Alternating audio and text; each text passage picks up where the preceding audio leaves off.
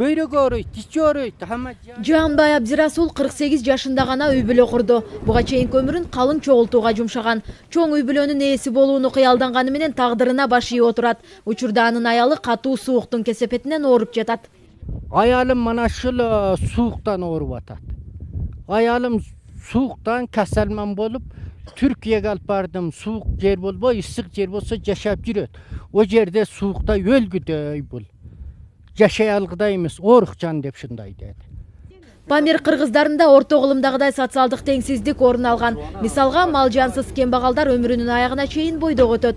Ошол эле учурда байлардын бир нече аялы бар. Бул жактагы аялдар алтынга көмүлгөн. Аял алуу абдан баалуу болгондуктан 200 койго барабар.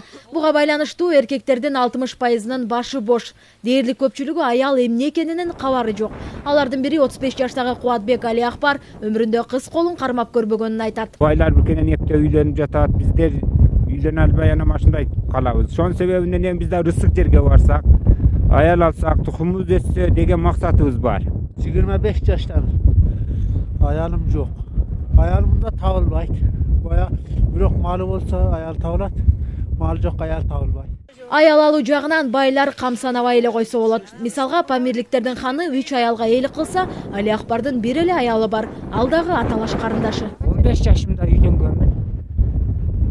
4 балам бар, 2 кызым бар. 100 кой төлөгөнмүн. Калың. Аялдардын аздыгынан туугандар бири-бирине үйлөнө берип, балдары майып болгон учурлар көп кездешет. Жакын туугандар биринчиден үйлөнүп жатат. Жаңдай биз жакта кыз кыймат. Кыз аз. Кыз оңду табылбайт. Анан да эркектер жубайларын абдан кызганат. Жада калса гинекологдун кароосуна киргизбегендер болду. Бул жакта аялдар сүйүү менен эмес, атасынын чечими менен турмуш курат. Эгер үй бүлөдө кыз төрөлсө, бул чоң майрам. Анткени ага төлөнүүчү калың менен жакшы жашоого болот.